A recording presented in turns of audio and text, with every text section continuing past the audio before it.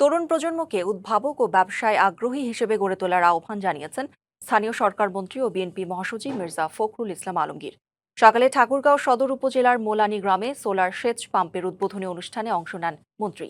তিনি বলেন, উদ্ভাবনী উন্নয়ন, নিজের আয় বাড়ানোর পাশাপাশি মানুষের আয় বৃদ্ধিতে কাজ করতে হবে। এ সময় জেলা প্রশাসক মোহাম্মদ রফিকুল হক, পুলিশ সুপার বেলাল হোসেন সহ বিএনপির স্থানীয় নেতাকর্মীরা উপস্থিত ছিলেন।